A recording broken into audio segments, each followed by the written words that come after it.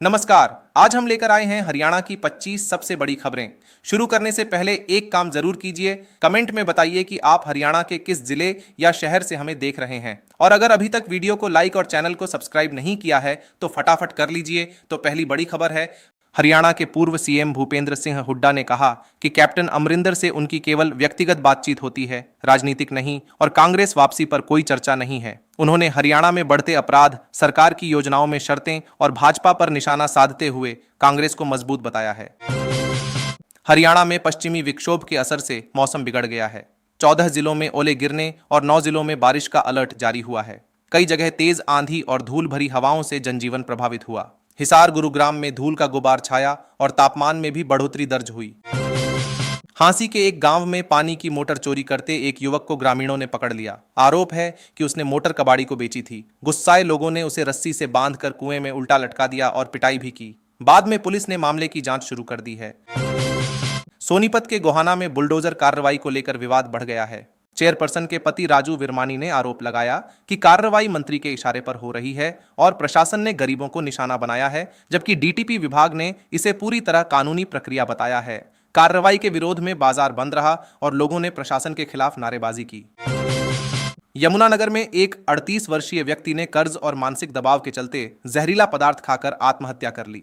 परिजनों के अनुसार उसने बेटे के इलाज के लिए रिश्तेदार से पैसे उधार लिए थे, लेकिन लगातार दबाव और प्रताड़ना से परेशान होकर यह कदम उठाया। पुलिस मामले की जांच कर रही है। नूंह के सरकारी सामुदायिक स्वास्थ्य केंद्र में लगभग 40 से 45 लोगों ने हमला कर दिया। हमलावरों ने अस्पताल में घुसकर कर्मचारियों और सुरक्षा कर्मियों को लाठी डंडों और लोहे की रॉड से पीटा और मेडिकल उपकरण भी तोड़ दिए। इस घटना में 4 लोग घायल हो गए, जिसके बाद इलाके में तनाव का माहौल है। पानीपत में साइबर ठगों ने समालखा के पूर्व विधायक भरत सिंह छौक्कर का मोबाइल और व्हाट्सएप हैक कर लिया। ठगों ने पेट्रोल पंप दिलाने का झांसा देकर पहले उन्हें फंसाया और फिर उनके अकाउंट से करीब 26,000 लोगों को पैसों की मांग वाले मैसेज भेज दिए। साइबर थाना पुलिस की मदद से समय रहते अकाउंट रिकवर कर बड़े फ्रॉड को रोक लिया गया। हरियाणा सरकार ने 33 खिलाड़ियों को सीनियर और जूनियर कोच की नियुक्ति दी है। खेल मंत्री गौरव गौतम ने कहा कि 2036 ओलंपिक में 36 मेडल जीतने का लक्ष्य है और नए कोच इसमें अहम भूमिका निभाएंगे। उन्होंने कहा कि सरकार खिलाड़ियों को नौकरी देकर उनका भविष्य सुरक्षित कर रही है और खेल प्रतिभाओं को आगे बढ़ाने पर जोर दे रही है। रेसलर विनेश फोगाट मामले में भारतीय कुश्ती महासंघ को सुप्रीम कोर्ट से राहत नहीं मिली। कोर्ट ने उसकी याचिका को खारिज कर दिया और कहा कि अब हालात बदल चुके हैं, इसलिए इस पर आगे फैसला जरूरी नहीं है। हालांकि कोर्ट ने यह भी स्पष्ट किया कि इस मामले से जुड़े सभी कानूनी सवाल अब भी खुले हैं और आगे उन पर विचार हो सकता है। यमुनानगर में तेज रफ्तार कार ने जोमेटो डिलीवरी बॉय की बाइक को पीछे से टक्कर मार दी, जिससे उसकी मौत हो गई।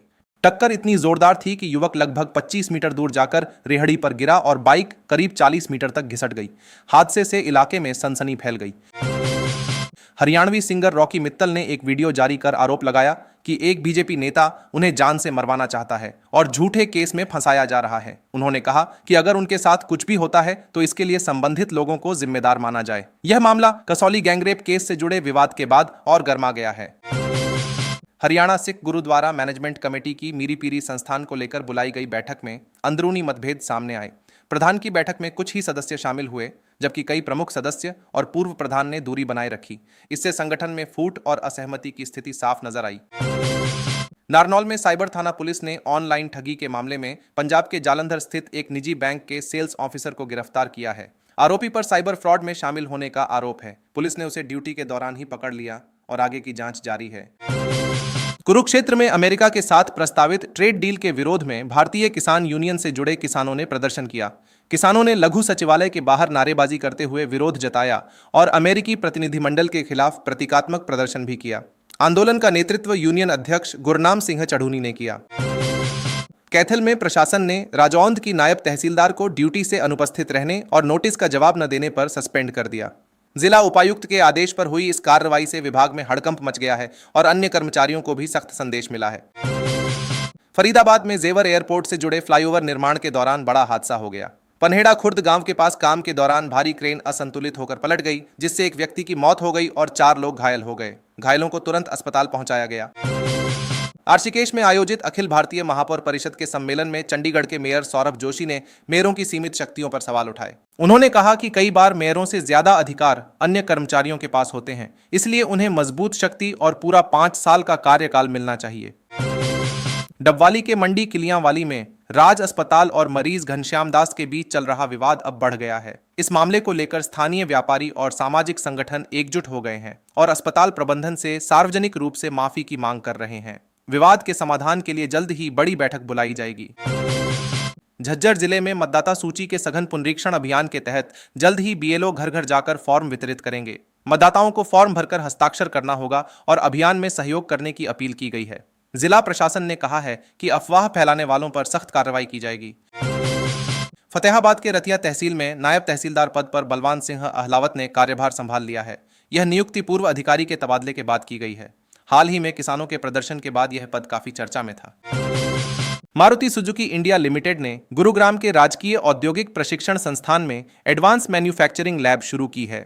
इसका उद्देश्य युवाओं को आधुनिक तकनीकी प्रशिक्षण देना है, जिससे हर साल बड़ी संख्या में छात्रों को उद्योग आधारित स्किल्स सीखने का अवसर मिलेगा और उन्हें रोजगार के बेहतर मौके मिल सकेंगे।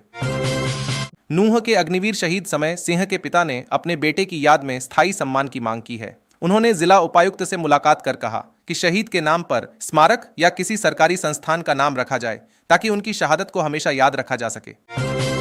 सोनीपत में विशेष गहन पुनरीक्षण अभियान के दौरान निर्वाचन कार्य में लापरवाही बरतने पर नगर निगम के एक लिपिक के खिलाफ एफआईआर दर्ज करने के निर्देश दिए गए हैं। उन पर बैठकों से अनुपस्थित रहने और निर्देशों की अनदेखी करने का आरोप है। प्रशासन ने साफ किया है कि चुनावी काम में किसी भी तरह की लापरवाही बर्दाश्त नहीं की जाएगी। फतेहाबाद में दक्षिण हरियाणा बिजली वितरण निगम के निलंबित एएफएम ने एसआई पर गंभीर आरोप लगाए हैं। उनका कहना है कि निलंबन के बाद अपनी बात रखने वो ऑफिस गए थे, लेकिन उन्हें अंदर नहीं जाने दिया गया और बाहर निकाल दिया गया। इस घटना को लेकर विभाग में तनाव का माहौल बना हुआ है। रोहतक के निंदाना गांव में विश्व साइकिल दिवस के अवसर पर साइकिल यात्रा निकाली गई। इस दौरान युवाओं ने पर्यावरण संरक्षण का संदेश दिया और लोगों से ज्यादा साइकिल इस्तेमाल करने की अपील की। कार्यक्रम में स्थानीय लोगों और युवाओं ने बढ़ चढ़कर हिस्सा लिया। हिसार के किरतान गांव में शहीद चंद्रशेखर की प्रतिमा को अज्ञात लोगों ने एक बार फिर क्षतिग्रस्त कर दिया। यह तीसरी बार है जब प्रतिमा को नुकसान पहुंचाया गया है। ग्रामीणों में आक्रोश है और वे पहले हुई घटनाओं पर कार्रवाई न होने पर नाराजगी जता रहे हैं तथा सख्त कदम उठाने की मांग कर रहे हैं। दिल्ली के उपराज्यपाल तरणजीत सिंह संधू आज चंडीगढ़ पहुंचेंगे। यहां उद्योग और सरकार के प्रतिनिधियों के साथ बैठक होगी, जिसमें निवेश, नवाचार और विकास जैसे मुद्दों पर चर्चा की जाएगी। इस कार्यक्रम में कई उद्योगपति और व्यापारिक संगठन भी शामिल होंगे। फतेहाबाद के जाखल क्षेत्र में बिजली आपूर्ति को लेकर 3 गांवों के बीच विवाद की स्थिति बन गई है। ग्रामीणों ने अतिरिक्त ट्रांसफार्मर की मांग को लेकर धरना शुरू कर दिया है और बिजली व्यवस्था में बदलाव से पहले समाधान की मांग पर अड़े हुए हैं। इससे इलाके में तनाव का माहौल बन गया है। रोहतक के सांपला क्षेत्र में जिला प्रशासन ने अवैध कॉलोनियों के खिलाफ बड़ी कार्रवाई की है। लगभग 5.5 एकड़ जमीन पर विकसित हो रही कॉलोनियों में बनी सड़कें और निर्माण ध्वस्त कर दिए गए। प्रशासन का कहना है कि अवैध निर्माणों पर आगे भी सख्त कार्रवाई जारी रहेगी। हिसार के गांव भिवानी रोहिल्ला निवासी मेजर अमित कुमार दलाल ने अंतर्राष्ट्रीय स्तर पर देश का नाम रोशन किया है। उन्होंने केन्या में आयोजित सैन्य कोर्स में 19 देशों के अधिकारियों के बीच हिस्सा लेकर दूसरा सर्वश्रेष्ठ प्रदर्शन किया और 2 अंतर्राष्ट्रीय पदक भी जीते। इनेलो के रानिया विधायक अर्जुन चौटाला और रोहतक डीसी के बीच हुए विवाद पर जेजेपी नेता दिग्विजय चौटाला ने प्रतिक्रिया दी है। उन्होंने कहा कि वे चौधरी देवीलाल की चौथी पीढ़ी हैं और सार्वजनिक जीवन में इस तरह की भाषा का प्रयोग नहीं होना चाहिए। उन्होंने इस बयान की निंदा करते हुए इसे अनुचित बताया। चंडीगढ़ के पीजीआई में बढ़ती गर्मी और हीटवेव को लेकर विशेषज्ञों ने बैठक की। इसमें बताया गया कि घर के अंदर की गर्मी भी स्वास्थ्य के लिए खतरनाक हो सकती है। खासकर बच्चों, बुजुर्गों और गर्भवती महिलाओं को इससे ज्यादा खतरा होता है, इसलिए सावधानी बरतने की सलाह दी गई है। चंडीगढ़ में प्रशासन ने कर्मचारियों के वेतन में 6 से 10% तक बढ़ोतरी की है। इससे लगभग 20,000 कर्मचारियों को लाभ मिलेगा और अधिकतम वेतन 86,000 रुपए तक पहुंच गया है। साथ ही 8 घंटे की ड्यूटी व्यवस्था लागू की गई है। यह आदेश चंडीगढ़ प्रशासन के कर्मचारियों पर लागू होगा। सांपला में नगर पालिका के शपथ ग्रहण समारोह में कैबिनेट मंत्री डॉक्टर अरविंद शर्मा पहुंचे और नवनिर्वाचित अध्यक्ष व पार्षदों को शुभकामनाएं दी। इस दौरान उन्होंने बैलेट पेपर चुनाव व्यवस्था पर सवाल उठाते हुए कहा कि ऐसे फैसले लोकतंत्र को कमजोर कर सकते हैं। भिवानी के लोहारू में किसानों ने कपास फसल के बीमा क्लेम को लेकर विजय दिवस मनाया। एसजीआरसी कमेटी के फैसले के बाद लगभग 350 करोड़ रुपए के क्लेम का भुगतान किसानों के पक्ष में हुआ, जिससे किसान काफी खुश नजर आए।